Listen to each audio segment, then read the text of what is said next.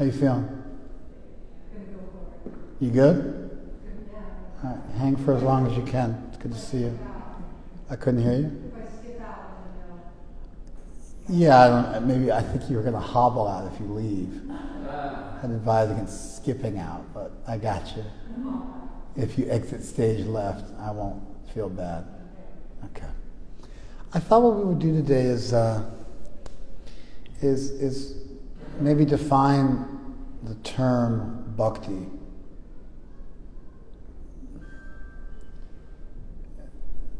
Maybe try to move towards a real clean and comprehensive definition for the term bhakti.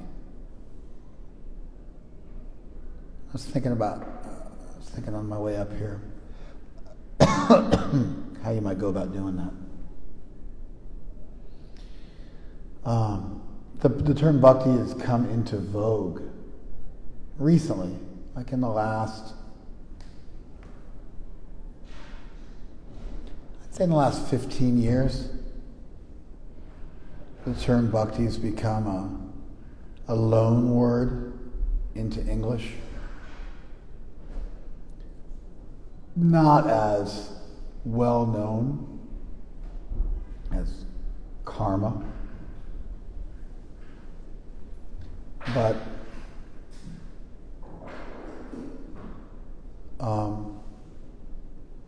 at least on the yoga scene. At least on the yoga scene, I think the term bhakti is fairly well recognized, if not understood. At least people think they know what it means. And so I thought, if you have a bhakti fest, and people talk about bhakti all the time, and people say I'm into bhakti. You take a college class on Hinduism, bhakti comes up, generally as one of 4 ways to achieve liberation.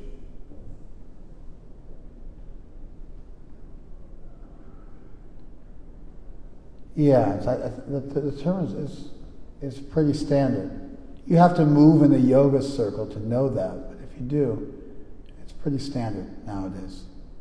Are you guys aware of this? You aware of this? Not you. You. I know. Yeah. I mean, I don't think any of you are smart enough to space out in my class and not get lost. I could be wrong. Surprise me. Space out, and then raise your hand and tell me what we're doing. But I'm moving super slow for you guys. Not because I need to move slow. I can move real fast. So if you came all the way up and you're here for my class, work hard to pay attention. We'll get somewhere. That's your job. I'm going to speak coherently and meaningfully, and you guys are going to listen intelligently, coming up with appropriate questions and doubts and thoughts, and we'll have an exchange. We good? All right. The term bhakti is part of a standard lexicon that anybody familiar with the yoga scene will have at their disposal. It was not like that 15 to 20 years ago. But the world has shifted in the US, in the yoga scene. Things have changed and people are learning new language. So whereas karma has been a loan word into English for many, many decades, since before my lifetime, the bhakti is almost like a neologism. It's almost like a new word into English, although it's a loan word from Sanskrit. And I thought what we would do today is we would go for a systematic, comprehensive, authentic rendition of that term. We would explore it.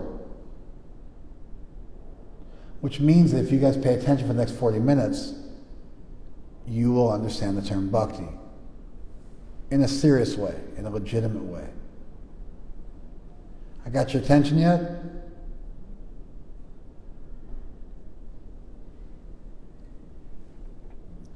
Why don't we start with this? Who thinks they know what bhakti is?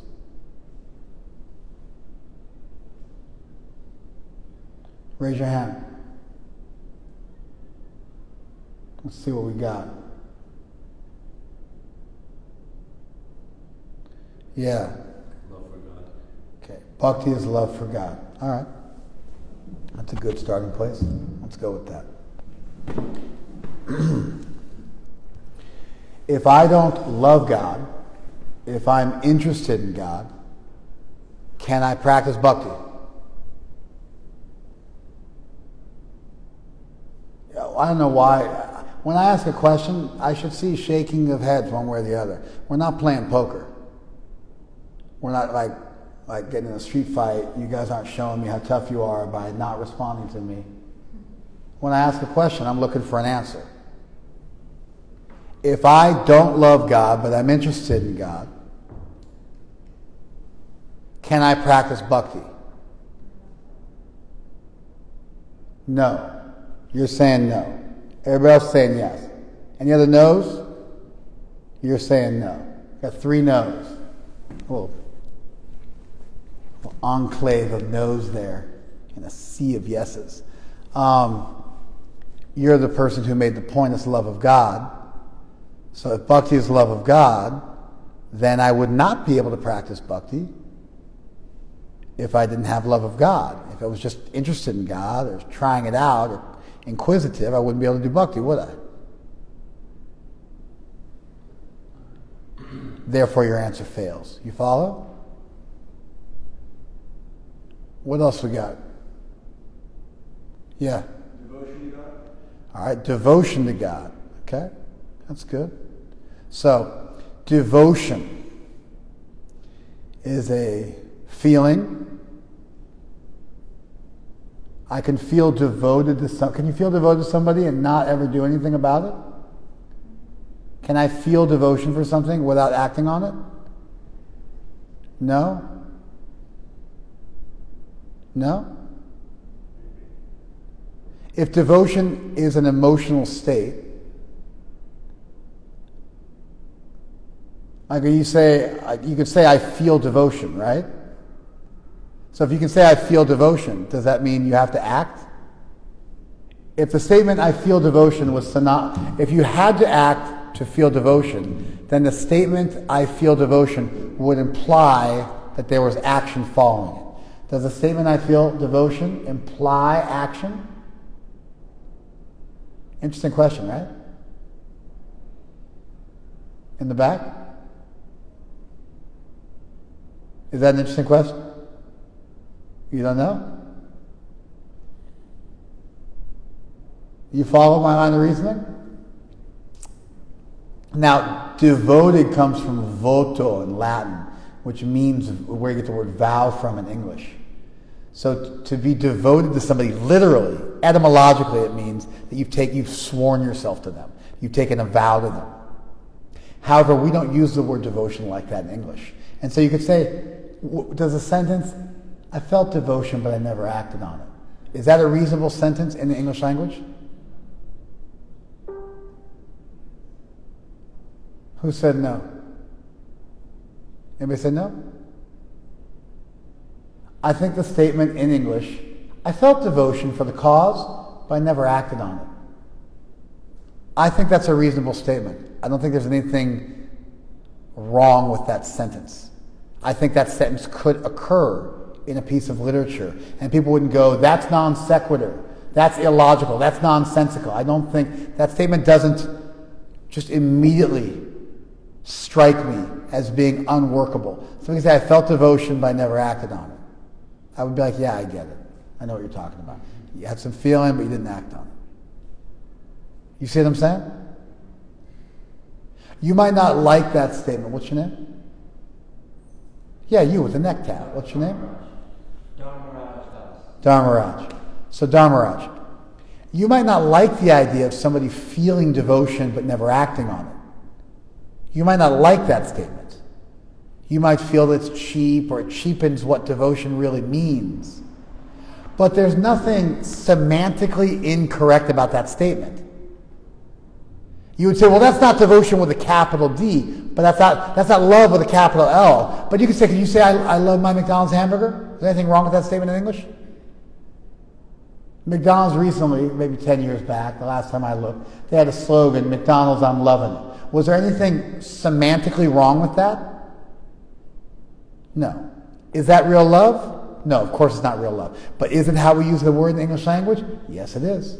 I felt devoted, but I didn't do anything about it. Is that a reasonable statement? It is, right?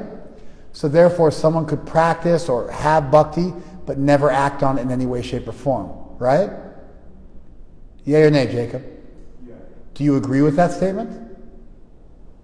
Somebody could say to you, I have bhakti, but I eat meat and I never show my bhakti in any way, shape, or form. Would you agree with that statement? I don't like it, but I feel like devotion should invoke action. We're not discussing the term for devotion. Let me explain to you what you did. You didn't get it. Trust me. You said bhakti could be rendered into English as devotion. To test that theory that you came up with, I then took the word devotion and put it into a sentence where it was a passive state that had no activity. I then asked you to test it. Could you make that exact equivalent statement using the original word bhakti? I felt devotion, but I never acted on it. I felt bhakti, but I never did anything about it. Does that second statement using the original Sanskrit word bhakti, does it make sense to you? Yes. It does. It does not make sense to me.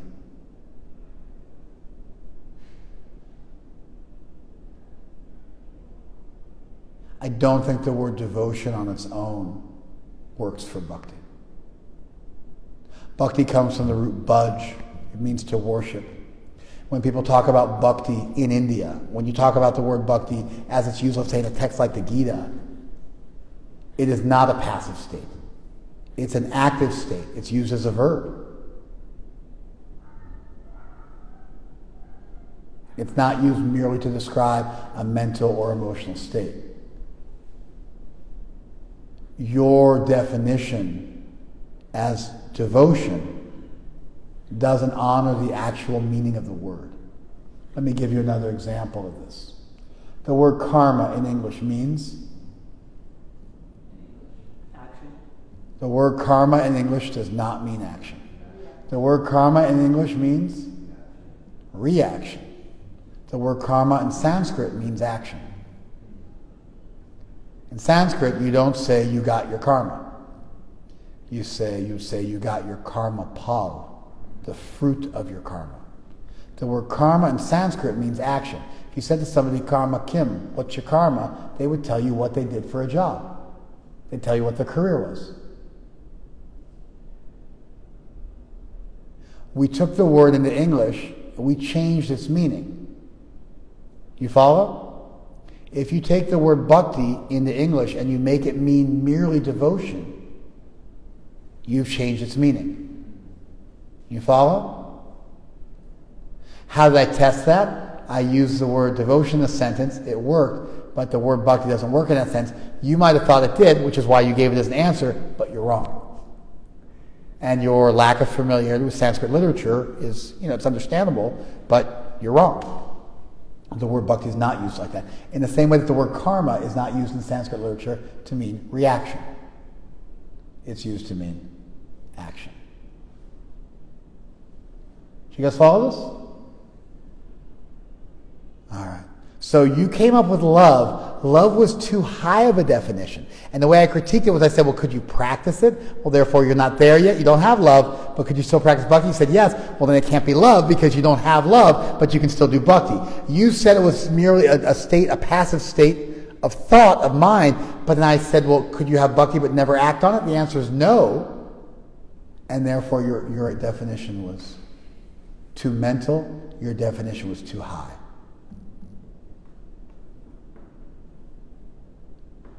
Okay?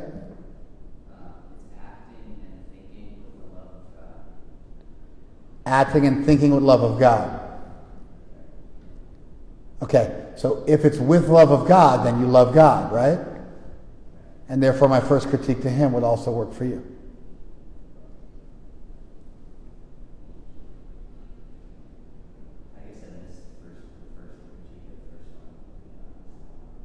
Okay, were you listening or were you spacing out? You just didn't follow it? Okay. If you have to have love in order to do bhakti, then someone who is merely inquisitive about Krishna and spiritual life would not be able to engage in bhakti because they had not attained to a stage yet where they felt love. That was my critique of his position. I've said it now like 5 times. Did you get it that time? Yeah, but that's a much different statement than acting and thinking with love of God. I spent so much time critiquing his position, even like as recently as 30 seconds ago, and then you just stuck your foot drastically, like powerfully into your own mouth, and then when I point out to you, well then just take the word love out. Yeah, but that's what you were supposed to do before you spoke.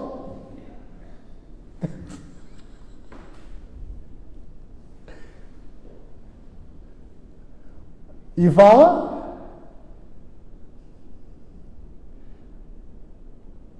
Like if I was to say, what's 2 plus 2? And he's like, it's 5. And I'm like, no, you moron, it's not 5. And I elaborately explained why it couldn't be 5. And I said, what's 2 plus 2? And you're like, 4 or 5. And I'm like, I just critiqued him for 5. Like, okay, then 4.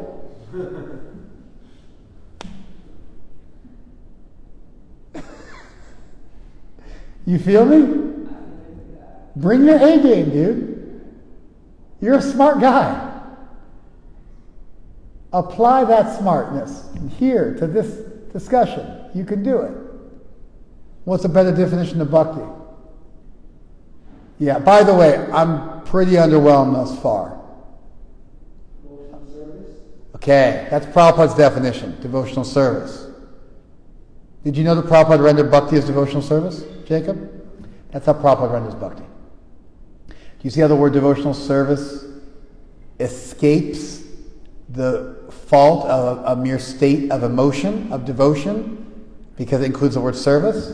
Service, of course, could be done under obligation or threat of death or out of fear. But devotional service is not done out of fear. It's done out of devotion. So the term service by itself could be a job that you're doing because you're forced to, or for money or for some material reason. Devotion could not have any action attached to it. Devotional service troubleshoots in both ends. It has a cognitive and a behavioral aspect. Did you follow this? See that?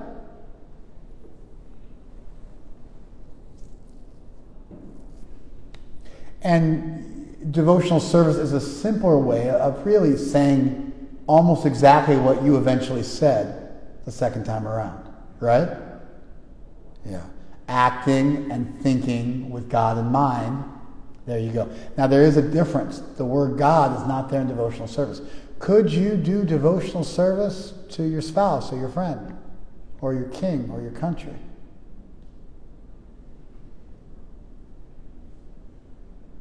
Would there be anything wrong with saying, I devotionally serve the cause of my country? I devotionally serve the President of the United States. I devotionally serve my family. Would there be anything wrong in English with making that statement? So devotional service, although it was Prabhupada's chosen definition, as a standalone, it has a flaw. You follow? If you really wanted to make a complete definition of bhakti into English, you would have to say what, Amrita? Devotional service to God. There you go. Devotional service to Krishna. You follow? right? And in fact, Prabhupada does speak of devotional service to Krishna. He does do this oftentimes. And so that would be a complete definition. That Krishna factor would have to be there. That Krishna factor would have to be there. I had a much different class in mind than this, which I'll do at the end once we're all warmed up. But I don't like to teach if you guys aren't going to follow. And so I got to slow down as much as it takes so you guys can pace me and we can start moving forward together. Once the train leaves the station, we can start to build up some steam. But I gotta feel that we're getting it. I gotta start to see that flash of cognition. And so we gotta warm up. Devotional service to Krishna. Could you have bhakti for other deities in the Hindu pantheon besides Krishna? Do you understand the question? Could someone say, I have bhakti for Shiva, or I have bhakti for Kali, or I have bhakti for Durga? I'm getting some yeses and nos, which is great. It's fantastic. You were like a hard no, and now you're doing like this. I don't know what that, you're moving during the discussion right now. You're like the cog, the wheels are turning. And you went from this to kind of like you're kind of like doing a little jig. No, you still got a hard no. Yes, you could say you feel bhakti for these other deities in the Hindu pantheon. Sometimes our theologians will say you can't say that. But they're just preaching. Krishna in the Gita says, yo yam tanu bhakta shradhayarchitam ichasi. Whatever form you are devoted to, you then serve with faith. You desire shradhaya architam ichasi. You desire architum, to worship, shradhaya, with faith. Yam yam. Yam yam tanum bhakta. What tanum means form. Bhakta, you want to be a bhakta of. Whatever form. Yam yam is like whatever, whichever. Whatever, whichever form you want to be a bhakta of. And desire to worship with faith. That's Krishna's definition of the process of bhakti in the 7th chapter of the Gita. The word bhakti occurs earlier in the 4th chapter of the Gita. But it occurs not as a process or a practice or a religious path. And so the first place where bhakti occurs as a path, as a religion, Krishna says that you can worship other gods with bhakti. Did you guys follow that? So can bhakti be for other gods? According to Krishna, it can. Now, what if some of our theologians say, no, bhakti is only for Krishna? We just mean that they're preaching, they're being emphatic, they're making kind of an advanced argument in a simple way. Do you follow? But it's not just as simple as saying bhakti is only for Krishna, because even Krishna himself says you could have bhakti for other deities. And so if you want to make that point, bhakti is only for Krishna, you have to argue for it, and you have to get there philosophically. You can't just assume what it is you're trying to prove, especially when what you're trying to prove goes, at first glance, against what Krishna himself says in his first definition of the term. Did you follow that? What's your answer now? Yeah. Good. Yeah. It's not acting or thinking for any benefit in this world. We've moved on, man. We said the definition, you say what it is and it's not, right? That's what I was trying to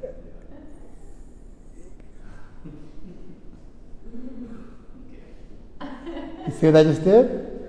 I turned you on. And then you're off. That's why you're talking like you are. I turned you on. I don't want you to be quiet. I want you to start speaking more meaningfully to me, brother. We did devotional service as a good one that got around the fault in your definition, got around the fault in your definition, and put your sentence into two simple words. We explored how Prabhupada gave that definition. But then we point out how that definition by itself had a fault. It wasn't for Krishna. Then we corrected it, made it for God, and then I asked the question, could it be for somebody besides Krishna? And then we troubleshot that. So we've left the station. We're not going back. The race started. We're out of the starting gate. You don't get to go back and start again because we've moved forward. You follow? You with me now? All right.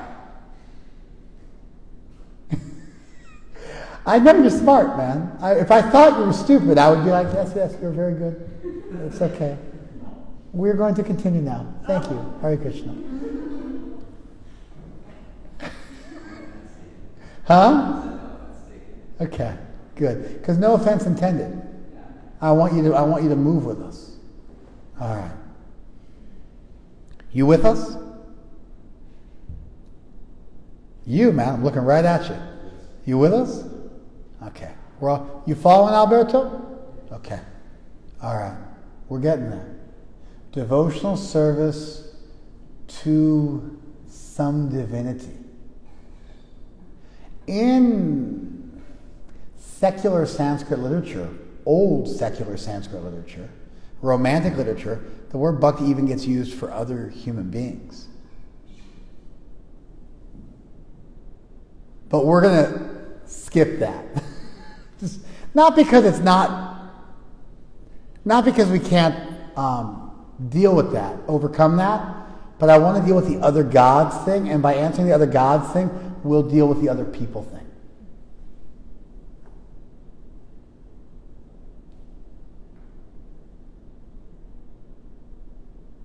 I'll remind you if that sentence didn't make sense.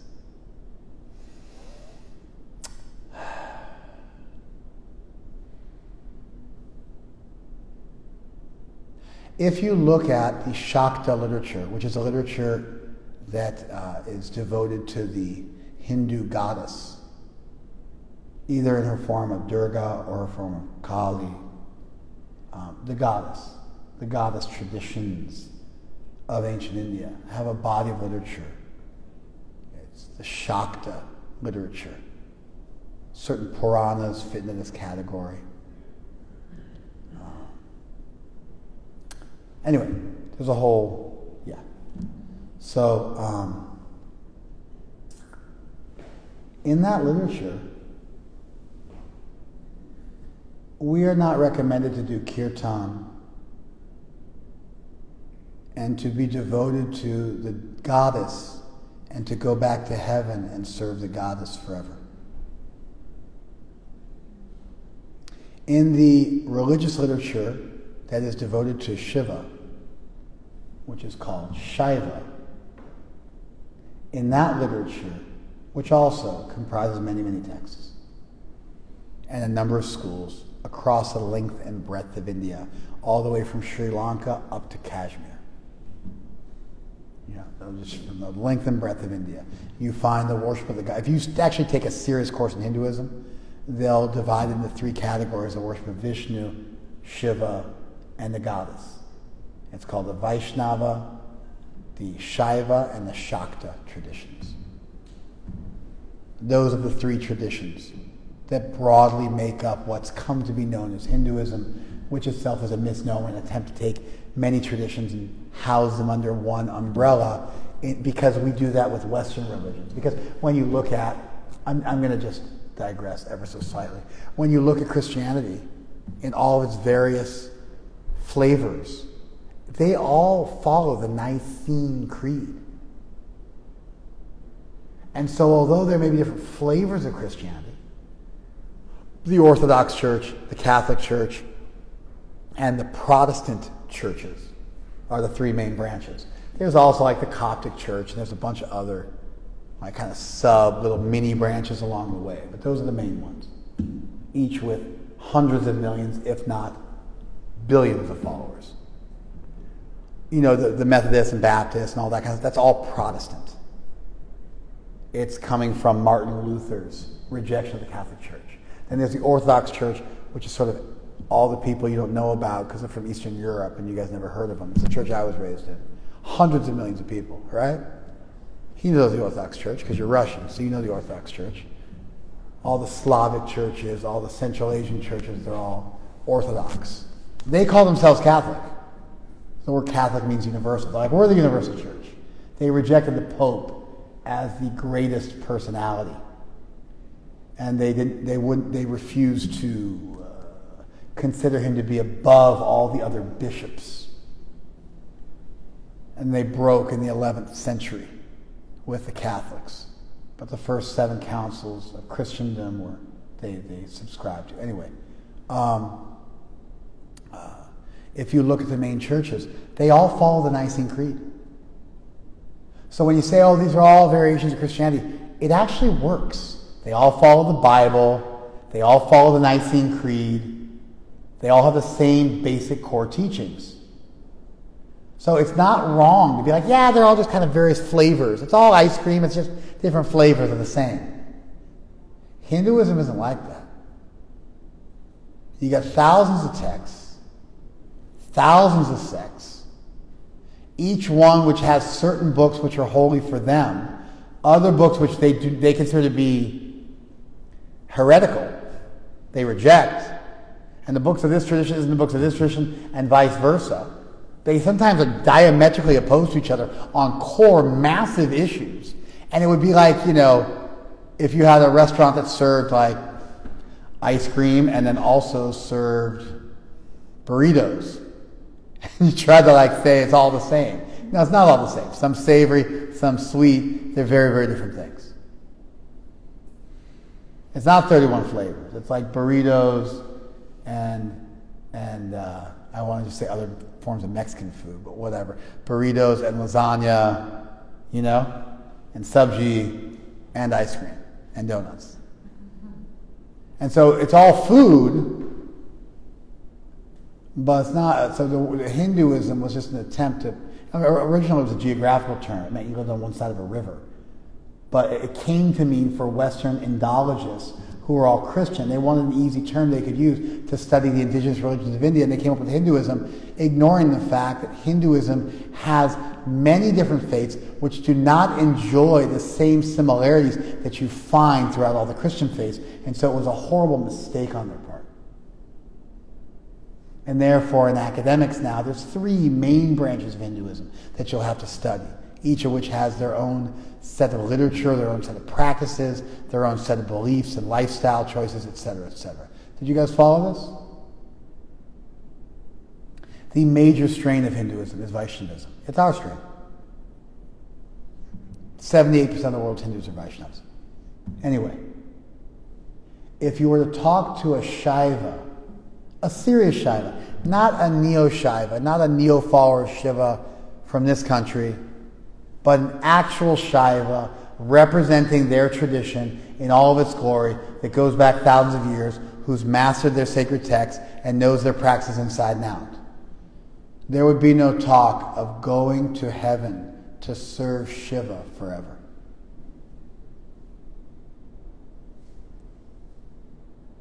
Both those other strains of Hinduism believe that when you get liberation, you become Shiva. You become one with the goddess. You become one with Shiva. For them, although they may do bhakti, and even sometimes even use the word bhakti, although they really don't, what they mean is, I will worship the deity, and then eventually in due course of time, become the deity. Bhakti for them, therefore, is a practice, not a perfection. It's something you do in this world to get to a place. It's not something you do in that world. If I was going to rigorously define bhakti for you guys, the first thing I would do is I would define bhakti as practice and bhakti as perfection. In other words, bhakti in this world and bhakti in that world. If someone was crying and doing kirtan, and then Dharmaraj, and Dharmaraj was like, you were born with that name? You're initiated? Okay. My parents are devotees. They are devotees. Okay. So you were born in the movement. I thought you were born in the movement. I had that vibe from you. So you were raised as a Hare Krishna. What was your birth name? Devabrata. Great name. Brata is like very similar. It's the whole thing about vow. That's great. Devabrata means vow to the gods or vow to God. It's a good, strong name. Dharmaraj also I kind think of. my dad goes back with you, but we haven't seen each other in a long time. He calls you Devabrata. No, he calls me Dr. He does. Okay. Yeah. What's your dad's name? Rajendra Kumar, Brajendra Kumar. a friend of Yudhisthira, the big Yudi. You mean Brajendra Kumar from San Diego? I know Brajendra Kumar. Okay, Hare Krishna. Nice to meet you, Dharmaraj. Nice to meet you. The first thing I would do if I was going to seriously define bhakti is I would define bhakti as practice and perfection. Bhakti in this world and bhakti in heaven. So if I saw somebody doing kirtan with you guys and they were looking at the deity of Krishna and they were crying tears and I said to them, oh, you're feeling some bhakti. And they said, yes, I'm thinking how through this process I will be able to become one with the deity. And I will be able to transcend birth, death, old age, and disease. And I will become one with the universe. I would say, oh, you're not a bhakta. You follow? You're doing what we're doing. Just to give a really grotesque example to make things move faster. Imagine if you went to go buy a present for your child, and you're at the place, you're buying a present for your daughter, let's say, or your son. You're buying a toy, like a boogie board, for your kid, and you're like, there's another dad there, another guy your age, and he's shopping at boogie boards. You're comparing boogie boards, the age of your child you're buying it for, and you're like, oh yeah, like my kid's birthday's coming up, what's going on? And then they say to you, oh yeah, I'm grooming this child, I'm going to molest them, and I'm buying them a gift. So I'll eventually be able to win their trust enough I can molest them. They're doing the same thing as you. They're buying a gift, thinking about what's an age-appropriate gift, what's going to be safe in the water, what comes with an ankle strap. But then you ask them what their end game is with the kid, right? And they hit you with that. Do they have parental love like you do? No. So for me, and this is called sadhya and sadhana bhakti. Sadhana means practice, sadhya means goal. The definition I'm giving you is an old definition of bhakti. It's an ancient definition that goes back thousands of years. Sadhya and sadhana bhakti. Bhakti as a goal versus bhakti as a practice. Can you worship other deities with bhakti as a goal? No. That's correct. In fact, Krishna makes this critique subsequent to the verse I quoted, where he said, "You can be devoted to many gods," but he says, "But they cannot give you permanent gifts, and whatever they give you is subject to entropy in due course of time, and will go away in due course of time. And whatever you attain does not free you from the cycle of birth and death." You follow? Now, let's say you're a Christian. Let's say you're a cool Christian, you're vegan. But you're a Christian, like Jesus Christ, fully human, fully divine. You're saying the Jesus prayer. Jesus Christ, Son of God, have mercy on the sinner. Over and over again on your rosary. It's like that's the early Jesus prayer. Before Hail Marys and Our Father. Our Father goes all the way back to the Bible. But this is before you did rosaries of Hail Marys and Our Fathers. They would just chant these real simple Christian, real simple statements. Jesus Christ, Son of God, have mercy on the sinner. Jesus Christ, have mercy on the sinner. The sin thing was always a part of their gig. But anyway, this practice is delineated in texts like the Philokalia, medieval Christian texts that talk about the practice of the monastics who renounced the world and followed Jesus. They were popularized in a book called The Way of the Pilgrim, which is a book written in English that you can buy at the bookstore. You guys familiar with any of this? Anyway, that's the whole thing. So Christians used to chant japa. So you met a devout Christian. He was vegan.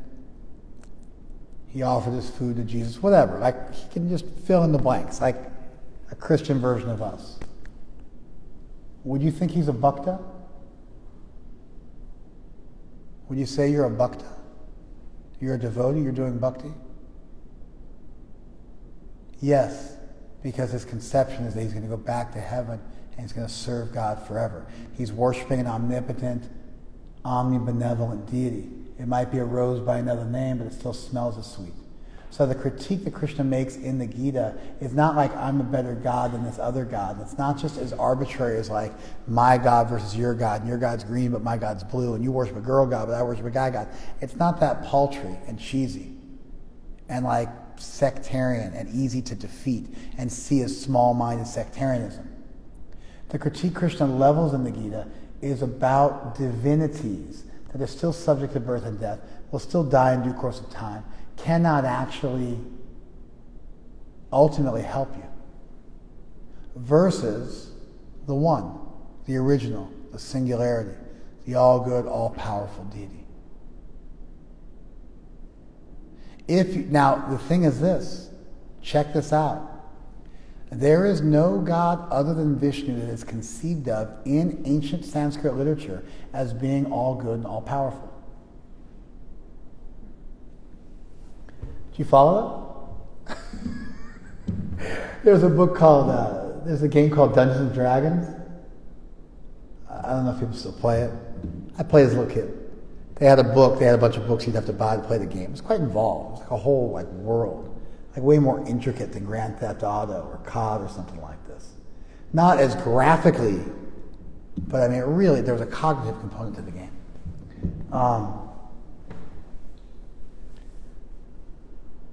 They had a book called Deities and Demigods.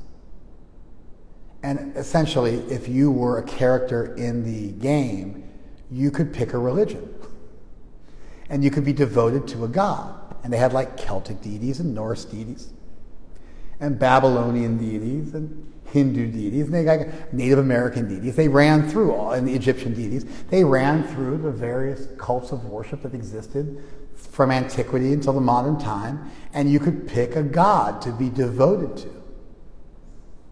And there were certain benefits you got by being devoted to that god, and that god had certain attributes, like Thor had unlimited strength. Like that, you know what I mean? Everybody had like a different thing. They had the whole Lovecraftian thing. You guys know what Lovecraft is? He's the author of a bunch of like really like weird, creepy horror books. They had a whole section devoted to him. Anyway, so they had a section devoted to Hinduism, and you could become a devotee of Vishnu. It wasn't my cup of tea at that time in my life. I was like 8. I was into Nordic deities. I was devoted to the Nordic gods at that time in my life. But anyway,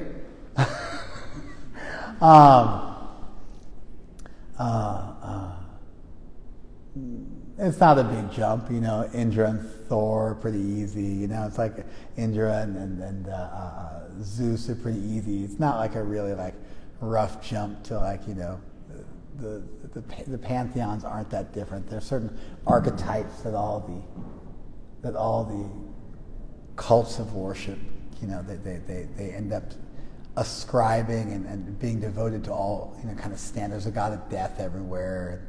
You know what I mean? There's a god of beauty, and you know, there's a god of thunder. Blah blah blah blah blah blah. There's a father of the gods. You know, so they always have the basic archetypes are covered. Vishnu, the gig was you couldn't kill Vishnu. He was the only god that couldn't be killed. And if you were defeating him in battle, he would just disappear, and like you couldn't kill him. And he was super devoted to his devotees, where there's like a 10 or 20% chance that if you were ever in trouble and you called out his name, he would rush to your rescue.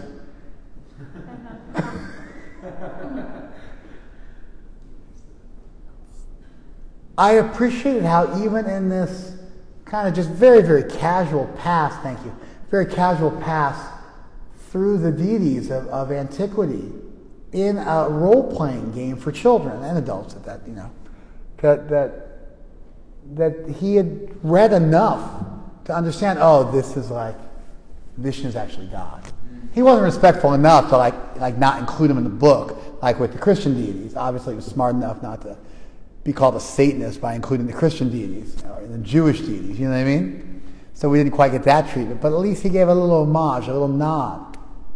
If you look at the way Shiva is conceived of in his own literature, the literature devoted to him by his followers for thousands of years at this point, and Shakti, and the literature devoted to the goddess, they don't conceive of them as an omnipotent, omnibenevolent, personal deity that you can serve and love forever. They're an intermediate deity that at the stage of liberation dissolves when you become one with everything, including the deity. Therefore, you'll say stuff like, Shivoham, I am Shiva. You find, therefore, that although there's folk songs in every religious tradition, there's no kirtan. Like what we just did here, this kind of like ecstatic kirtan, this only exists in the Vaishnava tradition. There's certainly folk music, but when we do kirtan, we're trying to commune with God. We're trying to love God in perpetuity, forever. If you become God, then you don't love God forever. You practice the devotional thing to get a leg up, and then once you get your leg up, you're done. Prabhupada one time was describing this to his disciples about how people treat their gurus. And one of his disciples was standing on top of an embankment, and Prabhupada said, help me. And the disciple reached down, and Prabhupada pulled himself up, and then once Prabhupada got to the top of the embankment, he shoved his disciple really hard. Now Prabhupada's an old man, so really hard didn't like knock him over or anything, but he kind of fell back. And Prabhupada said, this is the Mayavadis. You take help from Guru, and then you reject Guru and become Guru. You take help from God, and then you reject the concept of being devoted to God, and you become God. You follow? I'm not even bothering today to critique that position. Obviously, I have a critique of that position, of thinking that you're God. But there's not enough time for me to really get into that, and that's not what I want to talk about today. So I'm just going to skip over that critique, but please know that we have critiques of that position. So now when we talk about bhakti, I like to start with, is it bhakti in practice or bhakti in perfection? Because that allows me a non-arbitrary way to separate Vishnu from the rest of the pack. And I have to acknowledge that Jesus, or at least the Father, or the God of the Jews, Elohim, or Yahweh, that Hashem, that they are also in that same category as Krishna. They're a proper conception of a single source of everything which exists. You follow? Now bhakti is this trust in the deity that you surrender to, take shelter of, turn yourself over to the deity. Out of love and devotion, but also out of an understanding that that's what we're put here to do, to develop our relationship with God. That's the purpose of life. Purpose of life isn't to become a really good therapist. Purpose of life isn't to become a really successful finish carpenter. Purpose of life isn't to become really rich or really powerful or really this or that. The purpose of life is to reconnect with God, love God with your whole heart and soul. And if you do that, Krishna will take care of everything else. Can a deity that's not all good and all powerful take care of everything else? No. A not all powerful deity actually can't take care of everything else. A not all good deity wouldn't want to, and you got to really start to watch out if your deity is not all good. I think also, like, you had to be good. To be devoted to Vishnu, you had to be good. There were different alignments for your character. You could be evil or good or neutral. And then they had like a lawful and a chaotic version of each to give kind of a wide swath of like personality types you could ascribe to yourself. From what I remember, Vishnu's followers, they had to be maybe, I think they had to be neutral. They had to be like equipoise, the kind of Buddhist.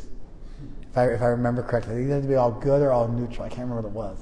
But it was like they had this he had some sense. He had some appreciation. And all good God wouldn't want to help you. And not all good God wouldn't want to help you. A not all powerful God couldn't help you. Bhakti in perfection, bhakti as a goal, is about connecting with an all good and all powerful deity and becoming an instrument in the hands of that deity, giving your life and turning your life over to that deity. You follow? Bhakti in practice is crying out to that deity in kirtan, like a child to its mother, of following a lifestyle that shows some selflessness, that cultivates love for a higher purpose, that's designed to make you not somebody who's just chasing after your own pleasure all the time. Our lifestyle derives from our theology. Bhakti in perfection is what gives rise to bhakti in practice. Our theological concept of God gives rise to our practice. If you understand our practice without understanding the theology that it comes from, then you don't get it. If I saw one guy meditating in the corner chanting Om, and I said, what are you doing? He said, oh, I'm meditating on purifying myself so I can then serve Krishna, which is something we do before we go on the altar. And I saw somebody else over here crying in kirtan. I said, what are you doing? He said, oh, I'm just trying to feel the vibe. I don't really care what's going on. That person's a bhakta. That person's not. You follow? Bhakti in practice that doesn't come from our bhakti in perfection, sadhya bhakti, the goal bhakti, isn't really bhakti. This is what leads people like Prabhupada to say that bhakti is only for Krishna. Because they're making the point that bhakti in perfection is only for an omnipotent, omnipresent, omnibenevolent deity. And that's not how Shiva and the goddess are construed in their own holy texts. Sometimes nowadays, neo-Hindus will co-opt our theology and then ascribe it to the goddess. You follow? But that's just cheesy, man. That's cultural appropriation. No, you don't get to do that. You're dishonoring your own tradition. In the 13th century, there's a guy named Kshemaraj, a South Indian Shaiva scholar. He postulated the Shiva Lok, a place where you went and worshipped Shiva forever. It was like our Vaikuntha. And he was rejected by his followers as heterodox. He was rejected. He was kicked out by his own associates, by his own contemporary pundits and theologians, because they said, you're just a Vaishnava. That's not our philosophy.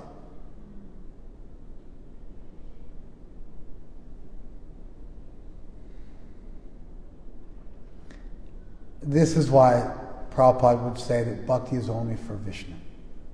It's only for an omnipotent, omnipresent, omnibenevolent deity. And within the Hindu pantheon, that's Vishnu and the avatars alone. There's just none of the other deities are conceived of like that by their own followers.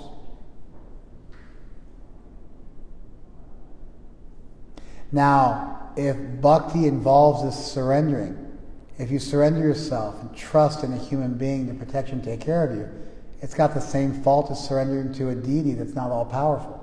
And therefore, bhakti, although it's used in secular literature to describe devotion for a person, that couldn't possibly be that bhakti, that high bhakti, that bhakti as a goal. And therefore, by the same knife that we sever bhakti from the various divinities within Hinduism, it also takes care of feeling devotion to another human being. We can feel devotion, but not as the goal of all existence for all time, forever. You follow?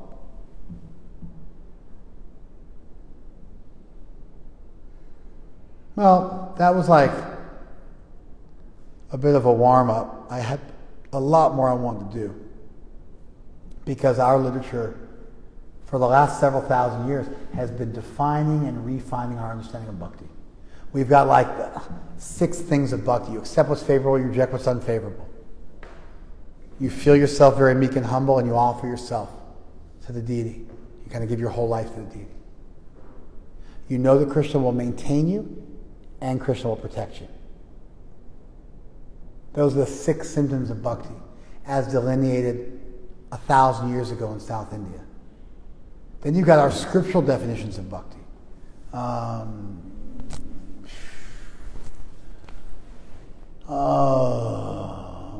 Sarvapadi vinirmuktam tatpara vinirmalam rishikena rishikesha sevanam bhakti uchate. That bhakti is when you serve the master of the senses with your senses, being freed from all designations. You're free from all designations, that's what you're not. That's what you give up. Truth, whole truth, and nothing but the truth. That's a via negativa definition. And then you serve with your senses, the master of the senses. And that's the behavioral component. So it's like a via negativa, via positiva. And then there's this idea of service encoded within it. And this idea of purity, which is the cognitive aspect of the service.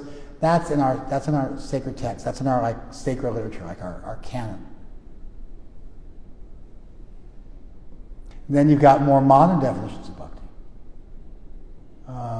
Anya bilasita shunyam jnanakarmadi anavratam anukulyena krishnanushilanam bhakti uttama.